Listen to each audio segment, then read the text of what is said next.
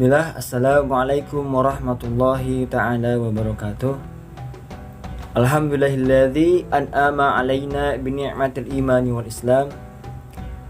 Pertama-tama marilah kita panjatkan puji syukur kita kepada Allah subhanahu wa ta'ala, yang mana telah memberikan kita kenikmatan, nikmat iman, nikmat Islam, dan nikmat sehat walafiat, sehingga kita bisa melaksanakan dan melakukan apa kegiatan kita sehari-hari. Baik, di sini saya akan menjelaskan dan memaparkan sebuah materi tentang hadis, makna hadis dan sinonimnya. Baik, apa yang dinamakan sebuah hadis? Hadis ada dua makna. Yang pertama, makna lugatan dan makna istilahan. Makna hadis menurut lugatan yakni al-hadis wa al-jadid, ya, al-jadid. Kata hadis di sini berawal dan berasal dari kata hadasa yahdusu wudusan wa hadasatan, yang memiliki artian yaitu lunak, lembut, ya, memiliki artian berita dan perkataan. Sedangkan hadis menurut istilah yaitu ma udipa ilan Nabi Muhammad sallallahu alaihi wasallam min qaulin aw fi'lin aw takririn aw sifatin, yang artian segala sesuatu yang mulainya dari Nabi Muhammad sallallahu alaihi wasallam, ya, dari sifatnya, dari perilakunya, dari ketetapannya belum beliau menjadi nabi maupun sudah, itu yang disebutkan sebagai hadis, ya. Adapun contoh-contoh hadis qauliyah, takririyah, fi'liyah sebagai berikut, ya. Man sarrahu an yubsata alaihi rizquhu wa aw yunsa fi atharihi falyasil rahimahu, rawahu Bukhari. Barang siapa yang senang diluaskan rezekinya dan dipanjangkan umurnya, maka sambunglah tali silaturahmi, ya. Hadis riwayat Bukhari. Itu yang dimaksud dengan contoh hadis perkataan atau qauliyah. Sedangkan contoh hadis perbuatan atau fi'liyah yakni kana yarfa'u yadaihi hadwa mankibaihi idza ftataha shalah, ya. Sungguhnya Rasulullah Shallallahu alaihi wasallam mengangkat kedua tangannya sejajar dengan bahunya ketika ia membuka atau mengawali salat, ya. Hadis riwayat Al-Bukhari dan Muslim.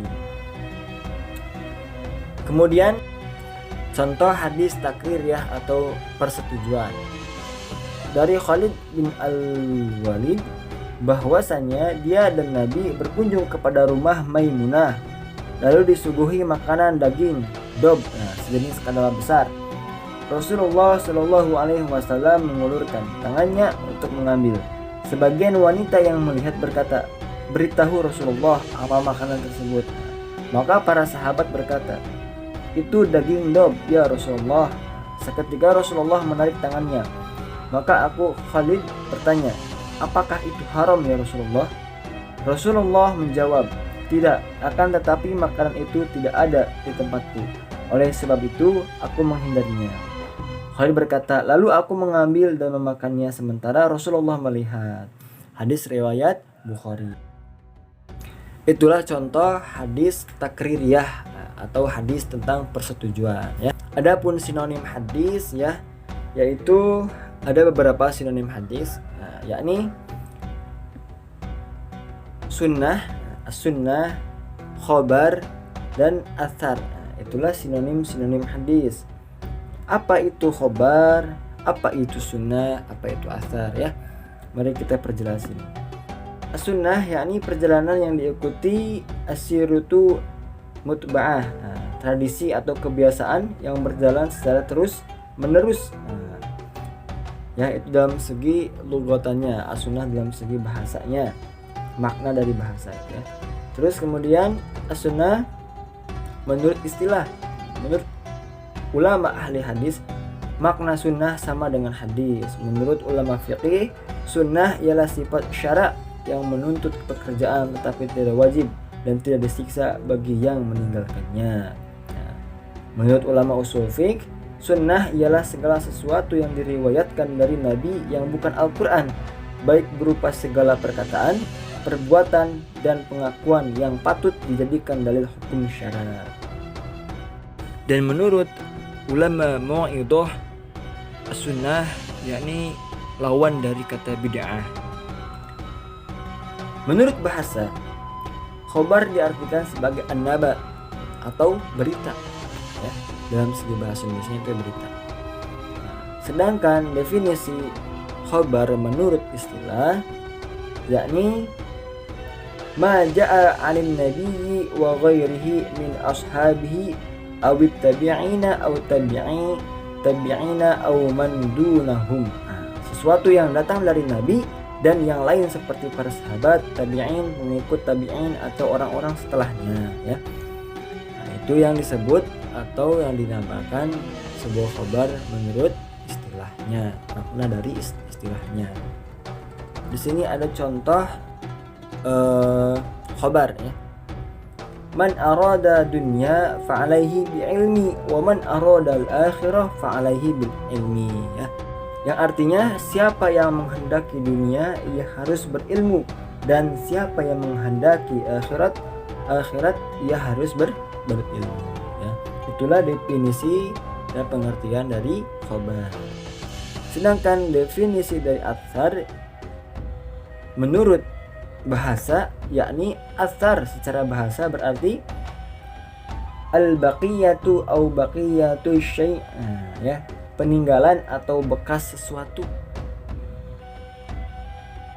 Atau yang lainnya ini mangkul, yang dipindahkan dari nabi.